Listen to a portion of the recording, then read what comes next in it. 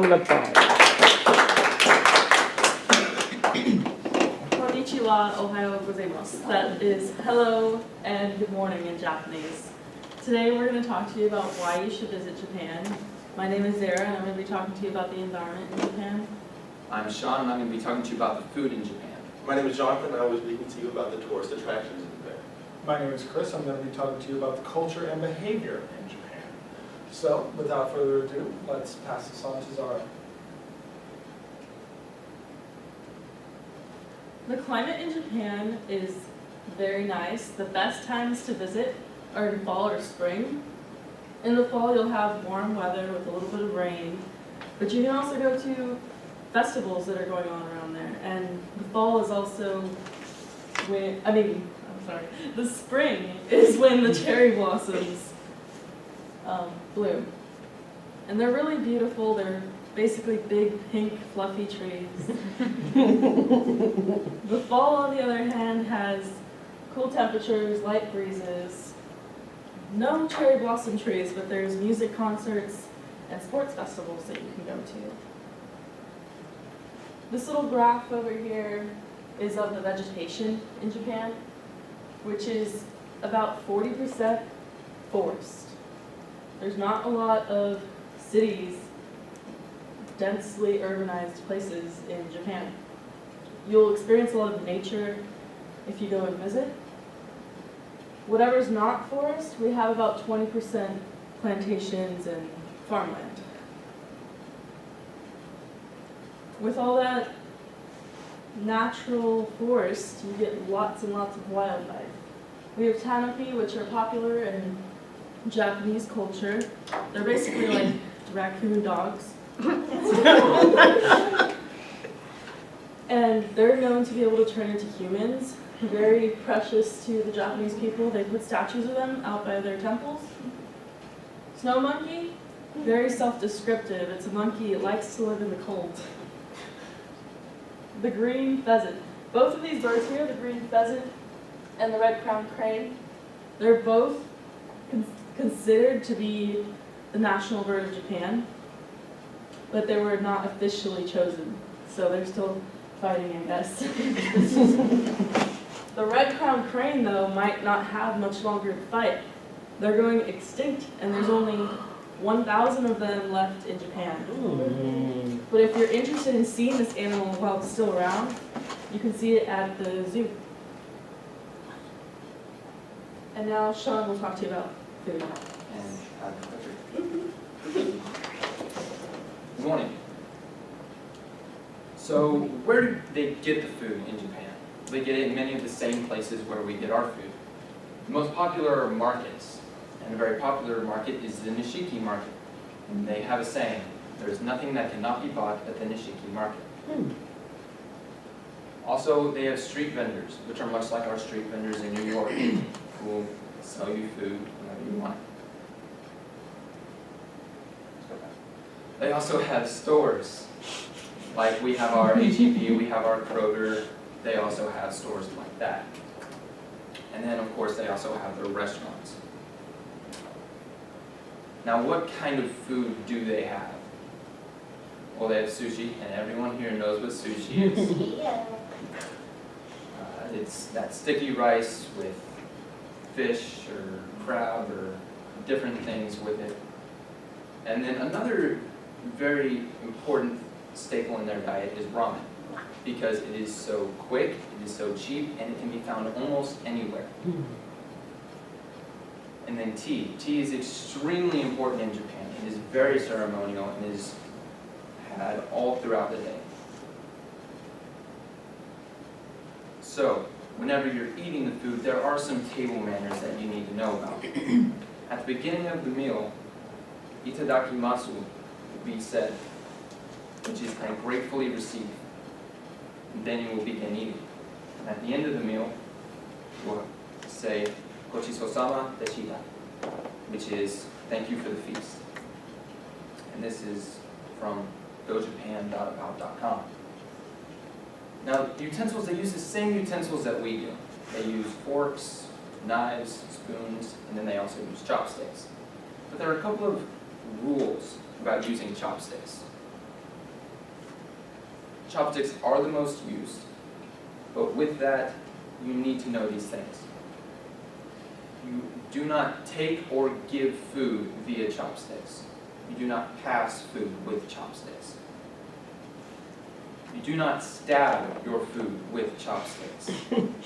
You do not wave your chopsticks above your food. That's rude. And you definitely do not point at someone with your chopsticks. And that's from JapanGuide.com. Now, also, small bowls of rice or soup. It is customary to bring them to your mouth and eat them like that. And with bowls of soup, if you are not given a spoon, then it is customary for you to slurp. And that's said to enhance the flavor and let the chef know that you are enjoying the soup. So with that, we'll go with Jonathan to tourist attractions. Thanks, Sean. So, like he said, I'm going to be speaking to you about tourist attractions. Well, first we'll start with the very famous city of Tokyo.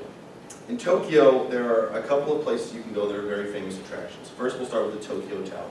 Tokyo Tower is the second largest, tallest building in Japan, and it is designed after the Eiffel Tower, as you can kind of see, and is it's a testament to the advancement of technology and modern life in Japan. Next, we'll talk about the Tokyo Imperial Palace, which is the home of the Emperor of Japan. It is also home to many historical artifacts, art, things of that nature, and is designed after many past eras in the Japan dynasty. Next, we'll talk about natural attractions. Mount Fuji stands at 12,388 feet tall and is the largest mountain in Japan. And roughly 200,000 people per year from around the world visit and climb Mount Fuji, which the ascent takes about 3 to 8 hours and the descent takes about 3 to 5 hours. The Jigu Kadani Monkey Park, which is home to many of the snow monkeys that Zara was talking about in her section. It is Jigo Kudani means Hell's Valley in Japanese. And it's very aptly named because it's the steep cliffs, the formidable snow-capped mountains, make it a very tough place to live. The snow monkeys during the winter come down and bathe in the hot springs right there. Next, we'll talk about religious attractions you can visit. The Todaiji Temple. The Todaiji Temple is very famous for 2 reasons. It is the world's largest wooden building, completely wooden, and it's also home to the world's largest bronze Buddha statue. And it is also home to the Kegon School of Buddhism, which is a very important school of Buddhism throughout the world. Now let's talk about the Golden Pavilion, which according to Horopia.com is the most famous and most popular attraction in all of Japan. It is very famous because it is completely covered in gold leaf. You can kind of see it in this picture.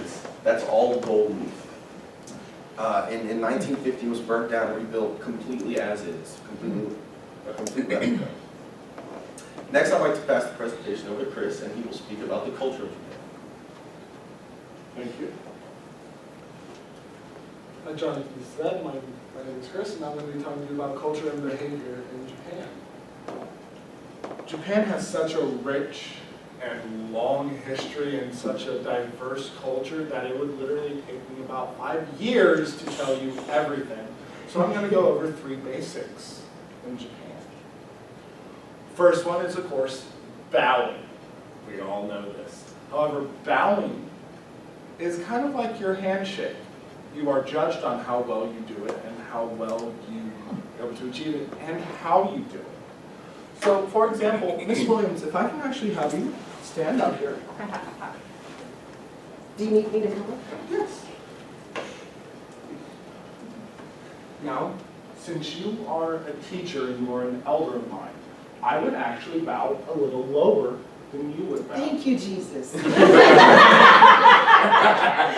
My 15 minutes of fame. And you would want to try and get your chin about the top of my head. So, let's practice. Okay.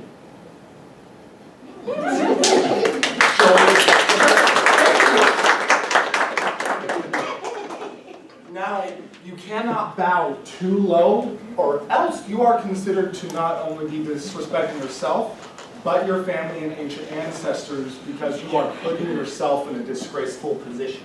You are also not allowed to just bow slightly, or else you are showing dishonor and disrespect to the person you are bowing to. We've all heard of the shoe thing. You're not allowed to wear shoes inside. This comes from back in the past whenever they used to sleep on the ground. You didn't want to track in dirt, and you also wanted to be very quiet for the people who were sleeping in. So it's just been a cultural thing to not wear shoes inside out of respect. We then have eye movement. I found this very interesting. If you are to go to Japan, and this is for more of the traditionalists, if you are talking to them or looking at them, you are not allowed to look in the eyes. You need to look right in the middle of their forehead. If you look at the eyes, it is considered an invasion of privacy to them. So when you tour there, most of them will go, okay, you're American, I forgive you. But if you start living there, you'll need to learn not to look directly into the eyes. Entertainment. There are two big entertainments in Japan. The first one is geisha, which kind of has a bad rep of being this prostitute, but they are actually very far from it. In order to become a geisha, it takes anywhere from 15 to 20 years of teaching in school to become a full-blown geisha. They usually start around 10 or 13-year-old girls, and they are taught to sing, dance, perform, and tea ceremonies. Once they graduate, they are given to a different house of geishas where they work and perform. And usually, most of the time, they are celibate, which means they do not have sex because it is considered very disrespectful. Also, if you see a true geisha on the road, you are not allowed to look at her directly in the eye, of course, but you are also supposed to keep your head down as you pass because they are considered that high and that respected. Also, sumo, which everyone here knows as where the big guys kind of do this and they have to lunge at each other. What they are trying to do is they are trying to knock each other out of this gigantic circle. Sumo is to Japan as baseball is to America. It's considered their pastime. They have big sports heroes there, big celebrities. It's a really big thing, and it's really neat. Second thing, or the third thing, is religion in Japan. Shinto was the first religion in Japan, or the first documented religion. It is an indigenous religion based on trying to become one with the world and one with the balance of the universe. This led to Buddhism. Buddha is considered not a god, but a deity, as being the first man to reach this enlightenment. His knowledge and wisdom was passed on through monks and disciples, and he is considered to be very well known and is very wise. So, with that, we all have TV here. We all have our favorite show and stuff. Over there, they kind of do it differently. Instead of live action, their main is anime, which is a cartoon-based style. We found this little clip for you. This is a real anime. It's kind of funny. It's kind of weird to us, but to them, it's normal.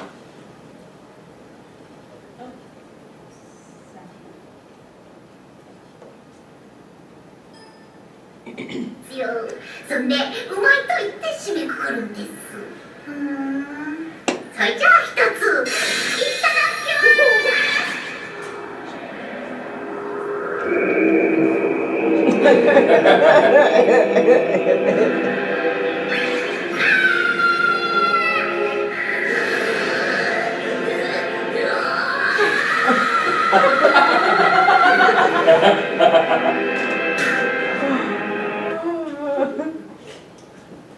Pretty weird, ain't it? But that's what it's like in Japan.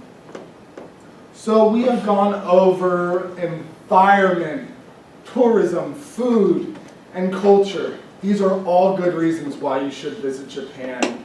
It's a land of beauty and just plain fun to go to. So we all hope that we have convinced you on why you should go to Japan. Thank you very much. Can we please finish watching this scene? Sure. I want to see what happens. I know, I want to see what happens.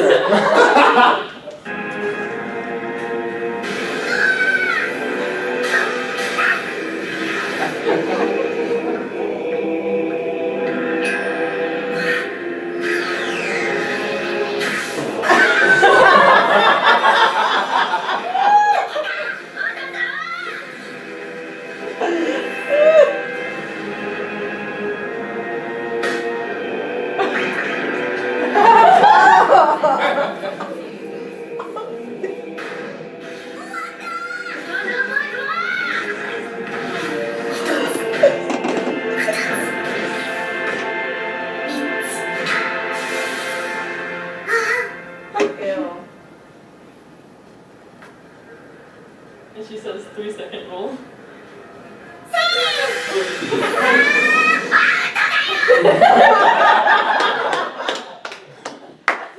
I relate so deeply to this clip. So deeply. Okay, that's a little disturbing, but questions for the group? Yes. Your definition of the geisha isn't technically correct. Because the true geisha that was, I didn't mean it, like, it is now, but the true geisha was not necessarily a prostitute, but from a young age their parents would sell them to the places you said. Yes. And they would be trained and they would sell their virginity to the highest bidder. Yes, it's And like true. if you've read Memoirs of a Geisha, it talks about that. Well, But- Memoirs of a Geisha is also isn't true. A But lot of it isn't but it true. talks about the culture of what a geisha really was. But it's true now. Well, and that's what I Yeah. was trying to go Yeah. for. Now, but now they're just entertainers, but the true practice of a geisha was abolished.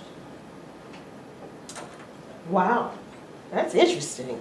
We'll go to Kalina and then to Entrisha. So I guess this goes for either Sean or Chris. I had read a long time ago that in Japan, when you're eating food, because restaurants get really tricky, if you eat everything on your plate, it's considered disrespectful because it shows that you are greedy and you're not satisfied. But if you leave too much on your plate, then it shows that you didn't like the food. So you have to eat like exactly the perfect amount and leave the exact amount of crumbs on your plate. Otherwise, you get like super mad. what it is, you are supposed to leave about 1/3 bowl of rice left. Did you, That's- Yeah. did you have something you were adding to that? She sneezed and I was like, Sakamoto. Oh, okay. Just get that booger out of me. Entrisha? Well, that was my question. Sean, you seem to speak Japanese very well. Do you speak it or do you study it? I studied those 3 words. Oh, okay. Entrisha, I wrote that in my notes too, so we're on the same. Okay. Okay.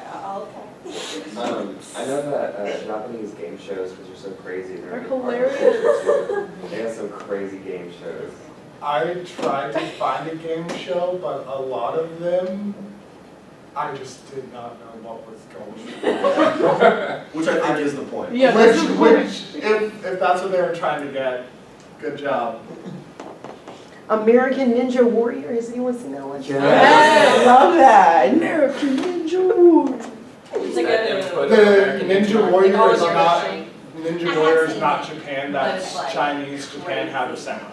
Oh, so, However, there are but I thought it three started countries. in Japan. The samurai started in Japan. I'm sorry, the game show that they were. I know that it's Europe, America, and Japan that competes. And the American Ninja Warrior is leading up to, it's basically the process of elimination to find out who our 4 warriors are going to be to compete against Europe and Japan's warriors. Okay. So it's very possible that Oh. it started. But Oh, okay. Did you have Amanda? Did you have a question? No. Okay. Delisa. I just have a comment. Does Buddha not look like one of the sumo wrestlers? He's that classic picture of the fat man sitting down, that's Buddha. That's the I didn't depiction think a of Buddha. sumo wrestler. yeah, Could have been. Actually, there are some Could've been people who pastime. say that that's not a very good depiction of him. Because you would have been a monk, which means you would have been very fit. That's what I've always wondered, why they have Buddha. But they've always perceived as being fat but very happy and jolly.